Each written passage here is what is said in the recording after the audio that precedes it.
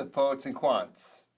I'm Sandy Kreisberg, the HBS guru, and today I'm going to be the HBS interview guru. Yes, folks, it's that time of the year when Harvard Business School sends out invites for its interviews. And just to give you the round number of stats, in a typical year, Harvard will get about 9,500 applications from people who want to go to its MBA program.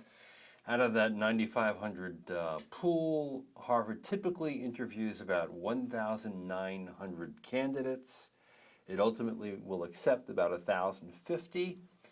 So that's about a 55% success rate once you get the invite. Of course, the big question is, how well can you do?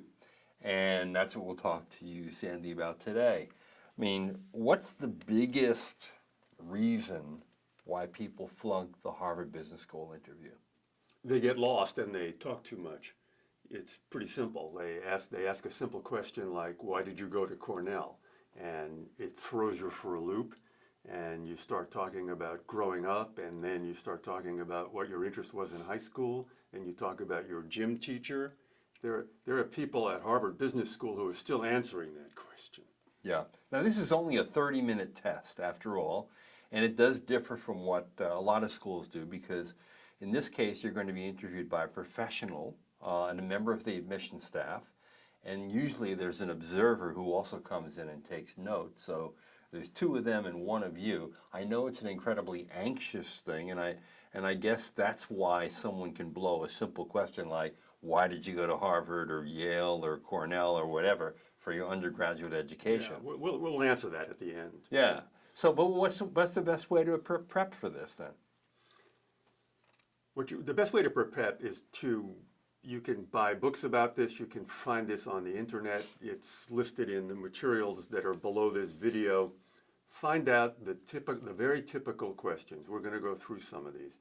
Typical questions like, introduce yourself to your classmates, or walk me through your resume, or why did you go to your undergraduate school, or people often get thrown by this question. If you're an international student, the first question is often, tell me what you want your classmates to know about China, or tell me 3 things you think your classmates should know about China, okay? So how would you answer that?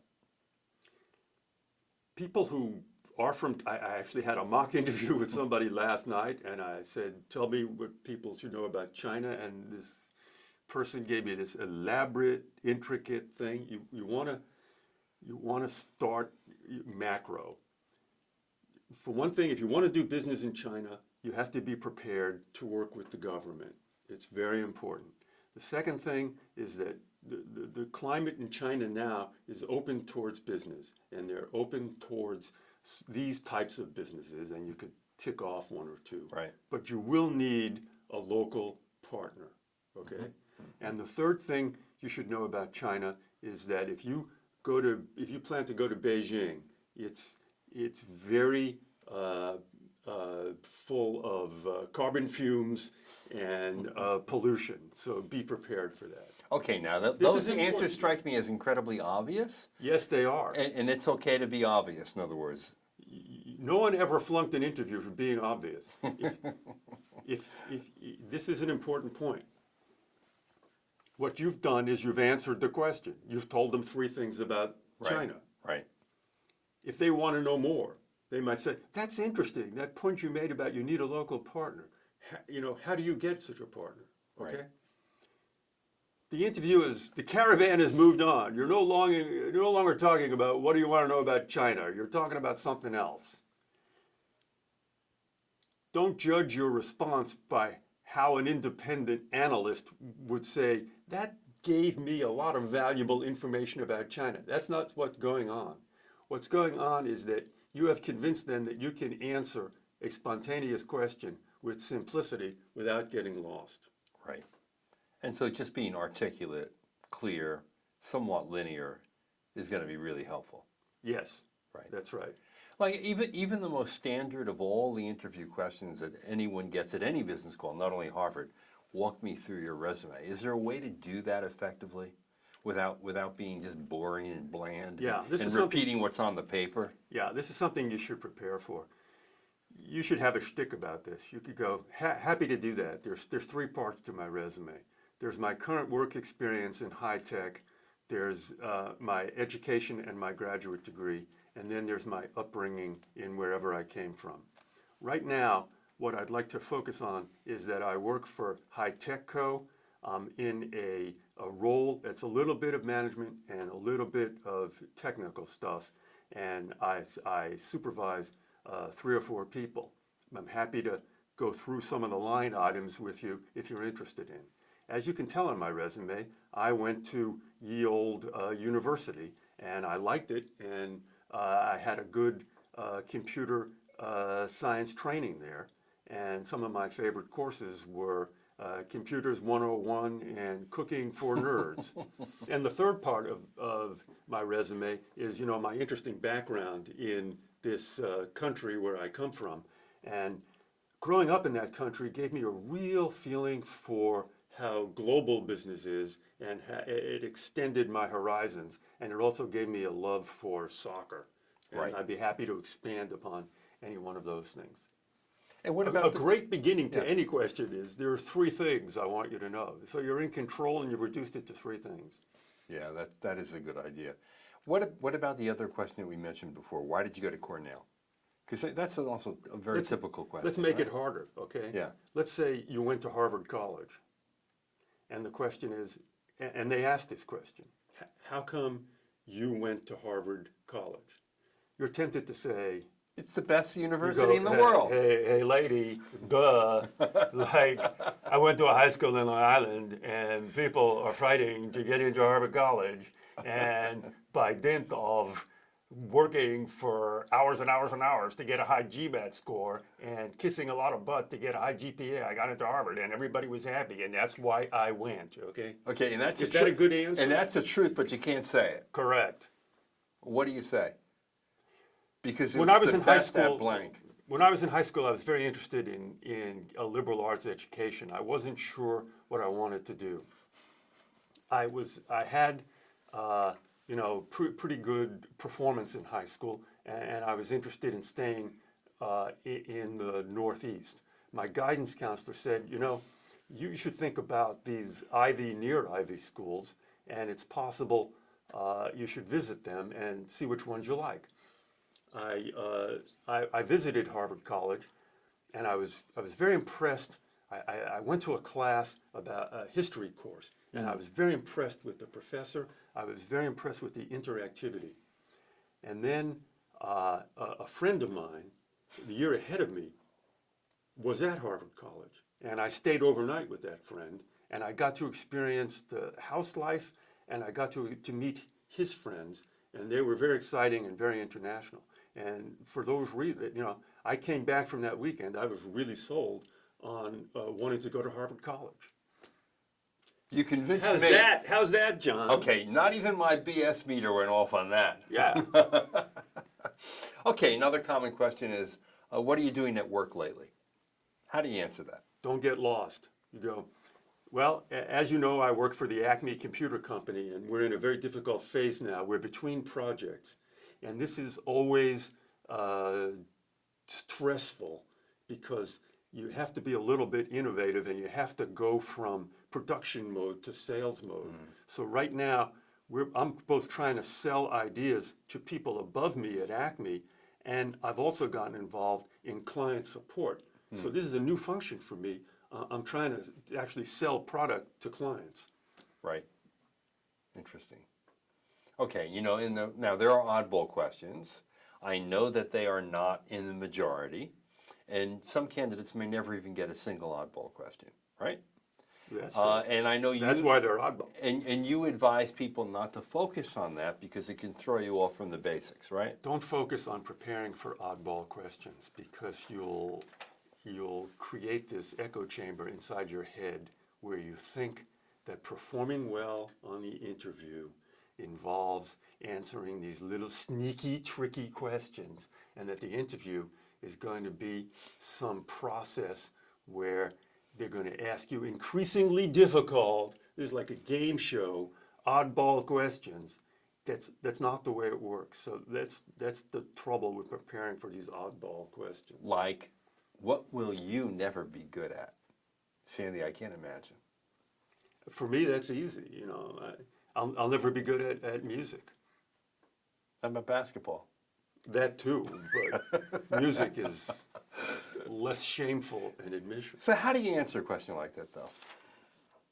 You pick something down to earth. Sometimes your answer should be obvious. Don't avoid the obvious. If they said, you know, something I'll never be good at, you know, I'm not particularly gifted musically, so I'll never be a good violinist. I'll never even be a bad violinist, you know. I can barely hold a violin without, you know, It's almost damaging it. Yeah, it's almost as if the answer doesn't matter as much as just an articulate, thoughtful response. That's correct. Right. So what do you want to keep doing, Okay, start doing, stop doing? This is a famous question by one or two Harvard interviewers. Harvard interviews are done mostly by the admissions staff with a couple of alumni who serve as de facto admissions officers. And there's one or two people who like this question. You know, what do you want to keep doing? What do you want to start doing? And what do you want to stop doing? Yeah. Okay. What do I want to keep doing? I want to keep going to the gym, even though I'm a geezer and it's a pain in the neck because it's keeping my arthritis at bay. Okay, this is a good answer for me. Okay, that's the keep doing one. As opposed to I want to keep doing meaningful work. Yes. Okay, what do I want to stop doing? I want to stop wasting time on the internet. You know, I'm on the internet a lot for my work, and But don't stop coming to Poets and Quants. yeah, well, that's not wasting time. Okay. That's investing. Yeah, that's investing, and it's object oriented. I want to stop wasting time on the internet. And start doing. I want to start eating more healthy food. You might say, why aren't you doing that? Okay, here's one I really love. Yes. Introduce we're yourself gonna to God. End with this. The oddball. Introduce yourself to God. Let's pretend you're God. Okay. Well, that's an oddball question. So we're ending on a high note here.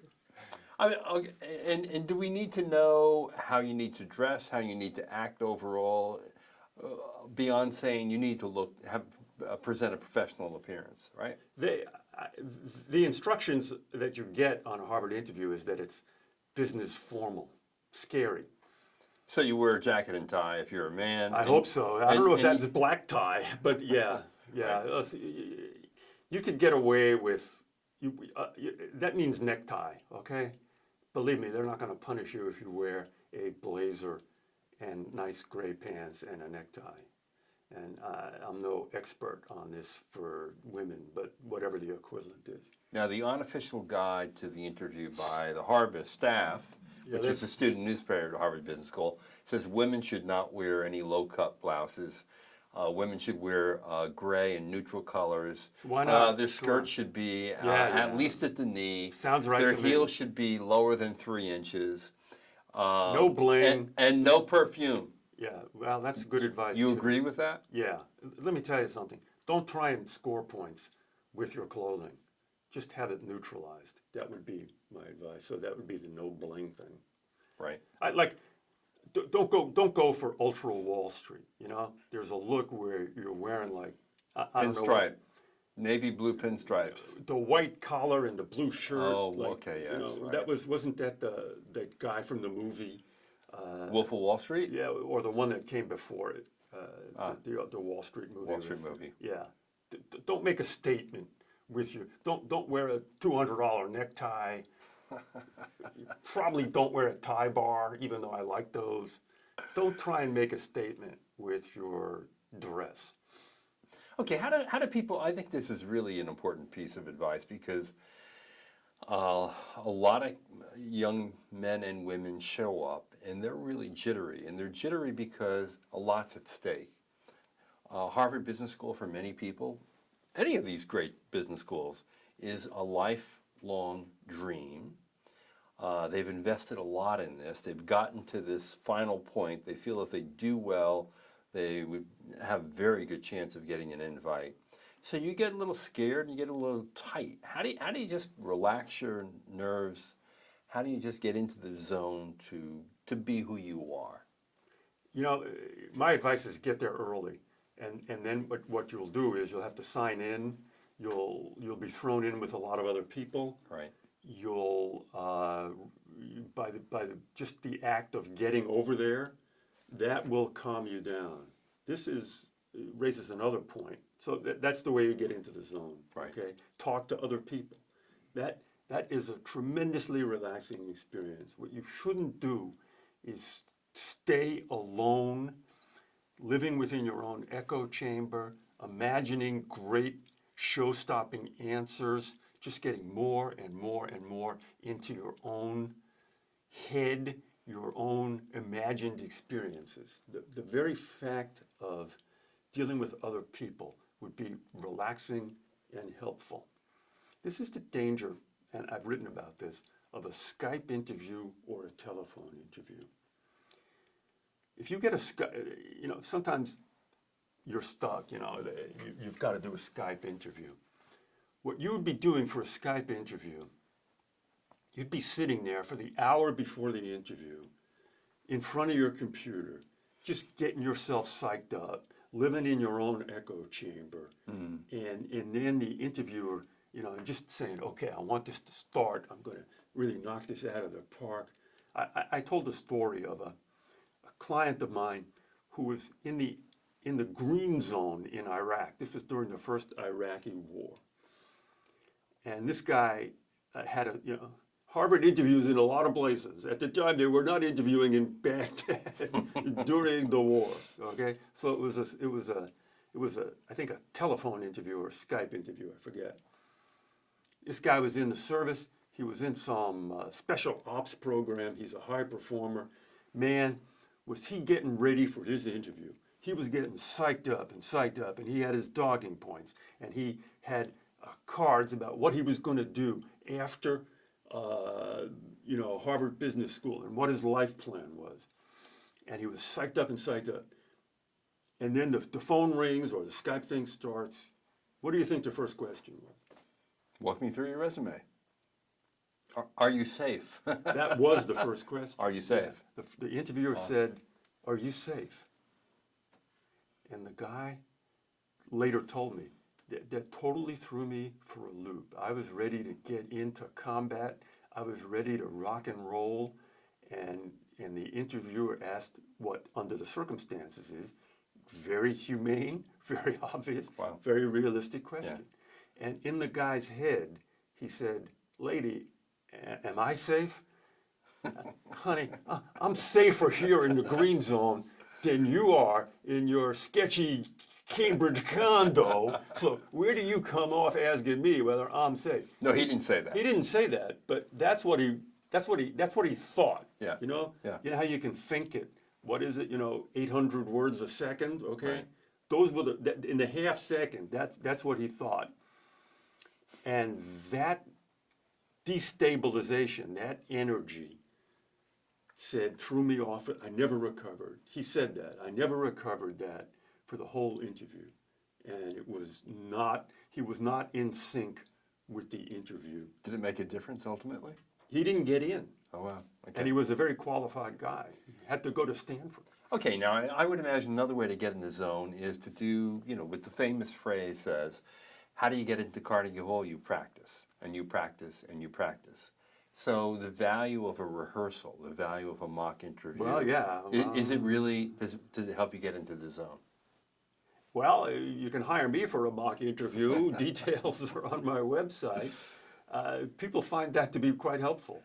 If you don't want to do that, it helps to practice. But to practice with a friend who is trying to be low-key and realistic, not a friend who's making it worse by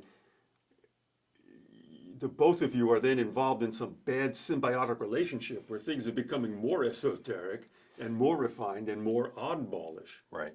Because what a friend is likely to do is to move on rather than to say, let's focus on the basics. You know, the friend might say, okay, walk me through your resume. And then instead of correcting that, the friend might go, well, let's go to these oddball questions. If you were a vegetable, what would you be? Or an instrument in a symphony. Yes, right. Okay, any last words of advice to people who are lucky enough, fortunate enough to actually get an invite? Yeah, the purpose of the, yes, glad you asked. The purpose of the interview is to flunk people. It's not to find, it's not like you're auditioning for a symphony orchestra. You know, you've seen these things where symphony orchestra, they're auditioning 5 maestros who play the violin, and each one of these 5 people are terrifically talented. Yeah. And what's going to separate out the 5 people is some very tiny difference in skill or tone or you know, musicality. Right. That's not what's going on, even though that's the way a lot of people model it. Don't flunk the interview. Don't get lost. Don't get nervous. Don't show off. Don't get affected. Right. That's my opening and parting words. All right. Well, good luck to all of you who have an invite or are about to get one. We also have on the site an extensive interview, if you'd like to read it, as opposed to see it in video, with a lot of other advice that you offer. Yes.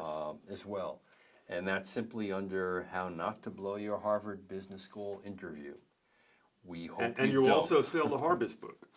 Exactly. We'll give them a plug. We have excerpts on the site from the unofficial guide to the Harvard Business School interview, which is updated every year by the Harvest staff. Harvest is the school newspaper. Yeah, and I think they do a pretty good job with it, actually. Anyway, giving you the basics. all those links are right down below there. Absolutely. All right, well, good luck to you.